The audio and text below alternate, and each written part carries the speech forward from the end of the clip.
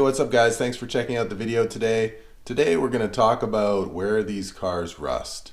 So if you're interested in buying a Evo 4 through to the Tommy Makinen Evo version 6.5, you'll want to check out this video, and I'm going to go over some of the places, well, most of the places where these cars rust.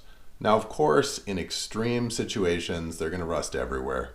However, I'm going to go over the basic places to look for rust, and if you're maybe sourcing a car remotely, maybe you can nicely ask the owner or the broker to take photos of some of these areas so that you can make an informed decision. So I've got this Evo 6 that I've been working on in my shop, and overall the car is very tidy. However, since it's half apart, this is an ideal time for me to show you sort of up close and personal exactly where these things rust out. So starting at the nose area, here's some places to look. Okay, so starting at the front of the car, if we get down pretty low here, there is a very thick rad support right here. Okay, now this support runs behind the intercooler all along the front of the car.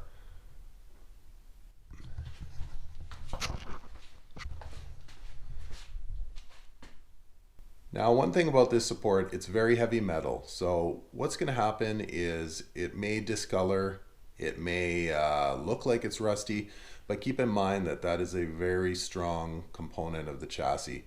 So only in really advanced stages is that going to create a problem.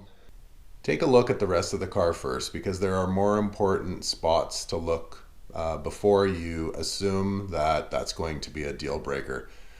So yeah, moving on to the more vulnerable parts here. So if you go to the bay, you open the hood, keep in mind that the hood is aluminum on these cars, and so you're going to want to look in the area of the latch. The latch area is a little bit vulnerable to rust. Next spot you're going to be looking is the battery tray area. So on this car, it's had a battery tray relocation for airbox installation, but you're going to want to look all through here and sort of underneath where the battery originally was. This is the frame rail down here. The other thing that you're going to want to look at is the shock towers. Shock towers on these cars are susceptible to having cracks created in them. As well, down in these areas, there's going to be a possibility of rust. So if we go over here, it will be a good place to look would be sort of behind this air conditioning component. So straight down there, you're going to want to look for rust as well. Now, one of the other really important areas on these cars is the front wheel wells.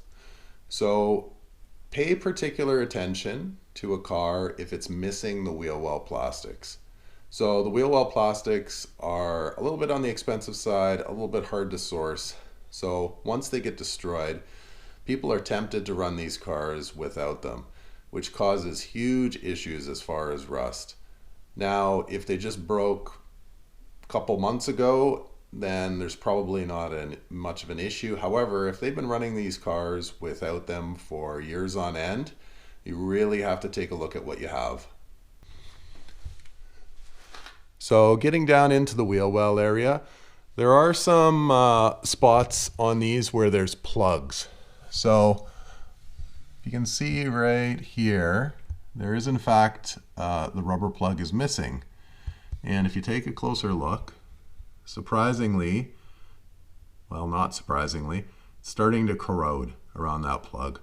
So if you do see a hole here, like a rust hole, that's the issue is that a rubber plug has gone missing, and now there's a rust hole, right? If you do have a car with that open hole, you'd want to buy a rubber plug to fill that.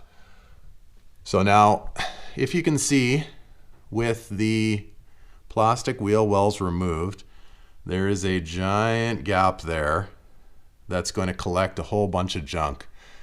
Now, in that gap, you're going to be able to see the door hinges right there. Okay, so you're going to want to check the door hinges for rust, whether the door operates properly. And as well, as garbage accumulates in here, it runs down the side of the car and pools at the bottom of the fender. Now, on the bottom of the fender, there is a fastener right there. So these are very prone to rusting out. And what'll happen is it'll rust right around this fastener and create a hole at the bottom of the fender, and the fender will just flap around. Now, keep in mind that there is a skirt here that's been removed to see this, so that you're going to have a hard time looking at this if you're going to be taking a look at a vehicle. The buyer's probably not going to remove the side skirt, but an indicator that there might be issues is if you look in the wheel well and you're missing the wheel well plastic. I would say that most times that's not necessarily a deal breaker, but you have to look a lot harder. Now, as well, with the moisture going in there, the other thing that you're going to want to look at is the bottom door seam. And what you would want to do is open up the door and take a look at the door seam, and take a look at the door seam from the other side, all along the bottom. This one isn't too bad. It's got a little bit of staining, but nothing major, nothing soft or crunchy.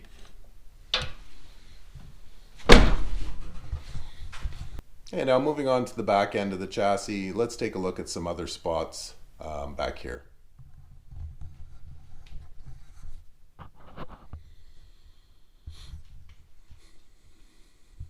Okay, so at the back of the car, the spots that you have to be very concerned about are basically where the spoiler meets the trunk.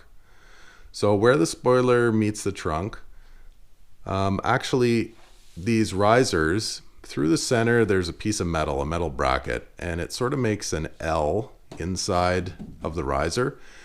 And that's what gives the spoiler its strength. It's a metal plate at the very bottom. So if there's water that accumulates under the spoiler, what you'll see is some staining running down the trunk, some rust staining. And you might wonder where that's coming from. It's coming from the inside of the spoiler. So if that's happening, you would want to grab onto the spoiler and just move it a little bit and see if it's got some movement in it. That is an indicator that the spoiler is rusting out. A lot of times it causes blistering on top of the trunk, and that's another issue entirely. Now, the next thing you want to do is open up the trunk and take a look at a few spots in the trunk as well, and along kind of the rain and water drainage passages. So another spot that there can be a lot of rust is where the license plate lights are. So you can see on this car there is a tiny bit of rust along this seam, but this seems pretty vulnerable to rust. So that's a spot where you'd want to take a quick look. The other spot is the rain gutters. So basically where the water drains through the trunk.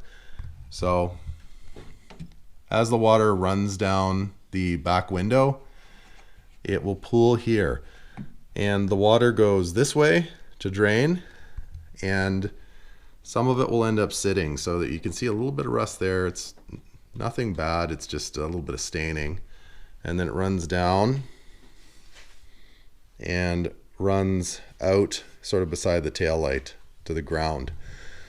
So take a look On this one, there's a little bit of a blister starting right here.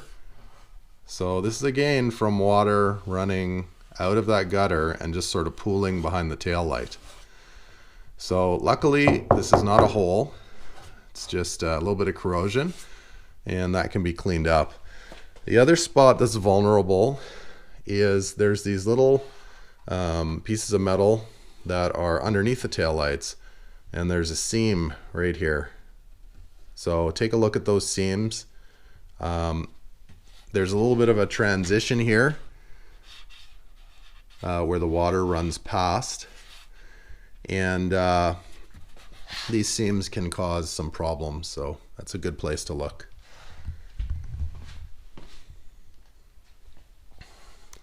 So right here is the seam.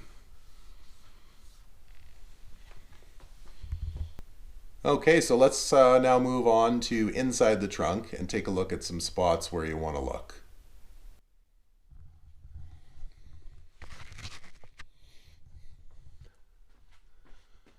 Okay, so inside the trunk here, again, you want to look at the shock towers back here, inspect them for cracks, and then along this seam, you can see that there's sealant there from the factory, and that's because the factory thought that that seam was vulnerable to corrosion. Now as well, along the floor, you want to look there. And obviously in the spare tire well. So you want to pull the tire out if you can, or at least pull the carpet back, which comes back very easily in these cars. Like, you can pull it back easily, it's not clipped down or anything. And take a look under the spare tire. Now this one has had a patch put in, but it's done properly. It's welded in and sealed, and it was done actually with a replacement spare tire well, so it even has the plug and everything in there, so I wouldn't have an issue with that. And yeah, just look around, take a look. The other thing that you know, is going to be obvious when you're looking in the floor is look at the floor and take a look for any wrinkles. You know, this is indicative of a rear end collision. This is where you would see it. Okay, the frame rails run right along here that hold the bumper support, and right along here. Now if this area is wrinkled or creased in a funny way, then that means that the car was possibly pulled in a repair, and you have to decide whether you want a car that was repaired from a collision or not, right? So now the other place you'd want to look is behind the gas door. Now the gas doors on these cars do rust a little bit. You can see a tiny bit there. It's not too bad. Okay, but looking into the gas door and where the filler cap is, just take a look. This one's a little bit dirty but not rusty, but you can see a little bit of staining, but this one's going to be healthy. But make sure that you take a look in there as well. Now the filler cap leads to the filler neck, which is a very important place to check, and I'm going to put the car up and show you exactly where to look in there as well. Okay, so the car is up in the air here. Now one of the most important places to check for rust on these cars is basically from the gas tank back. So the entire rear of the chassis of these cars is vulnerable to rust. In severe circumstance, there'll be rust everywhere. In non-severe circumstances, so where the car looks fairly well sorted and you're thinking of buying it, there's a few very key places that you want to look. Even on cars that are very clean, these key places may have some issues with corrosion. So let's take a look.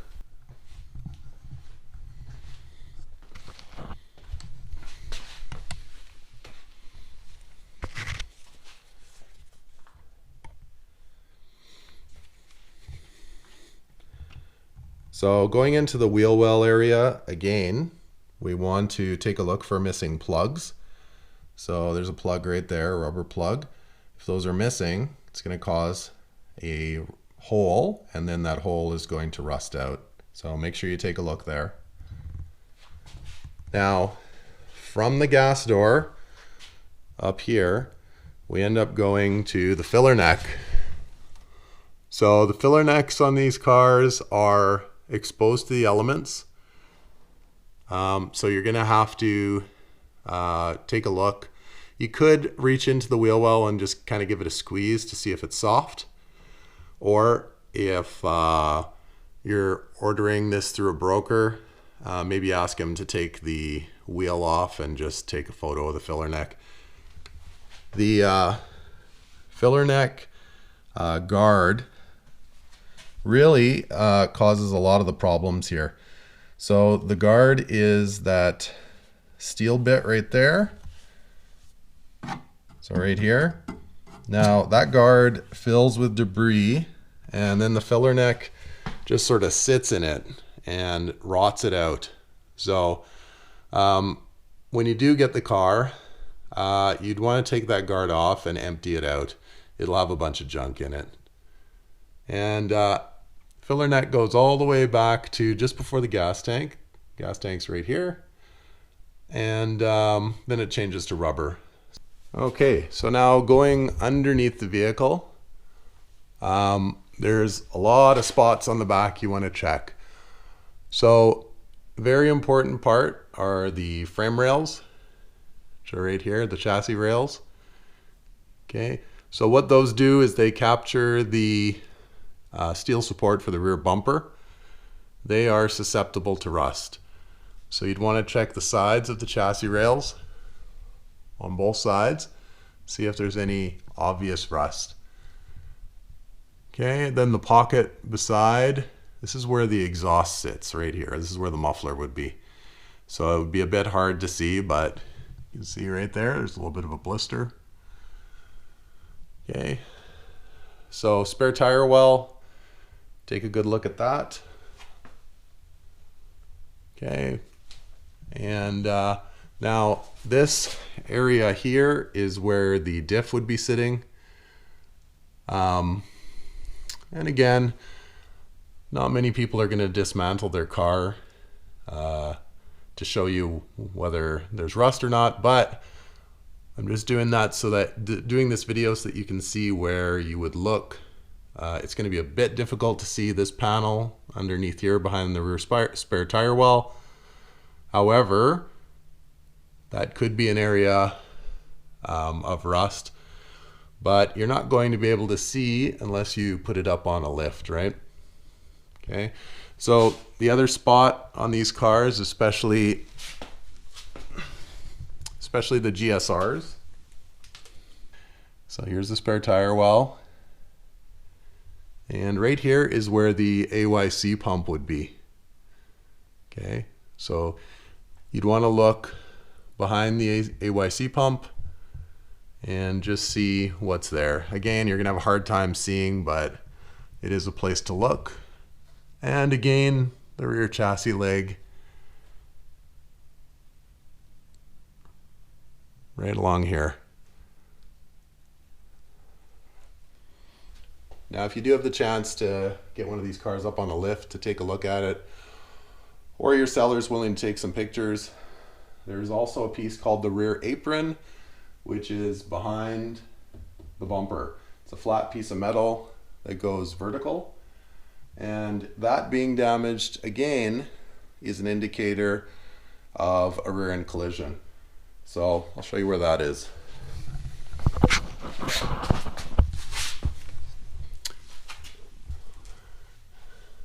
Okay, so from underneath the car, there's the spare tire well.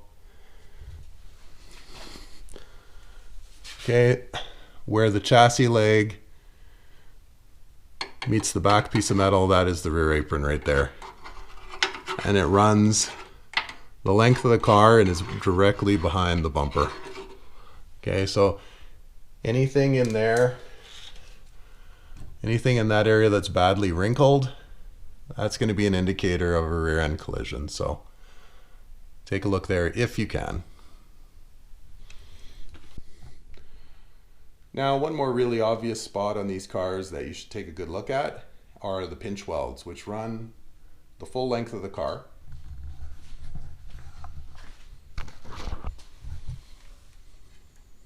Okay, so normally people use the pinch welds, which are here, as jacking points.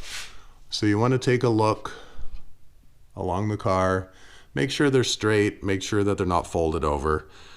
Those spots are very, very strong and will unlikely rust through, but if they're bent over and over again, it weakens the metal and it could cause a hole eventually.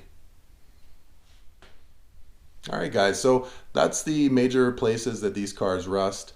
And I know there's some places that I've shown you that are going to be almost impossible to see unless you go to see the vehicle in person.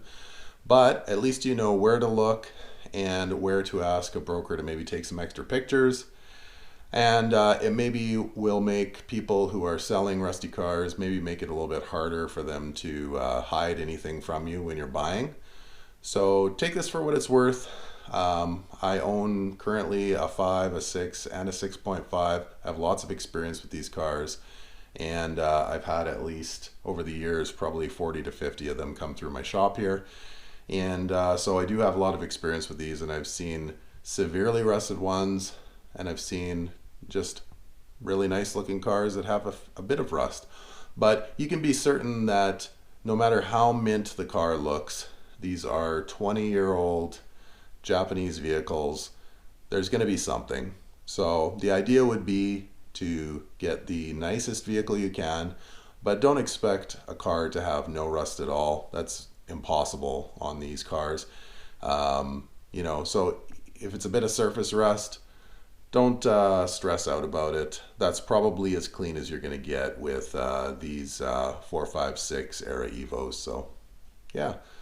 So I hope you enjoyed the video today. If you did enjoy the video, please consider subscribing and check me out on Instagram at Wrench Rampage. Have a good day.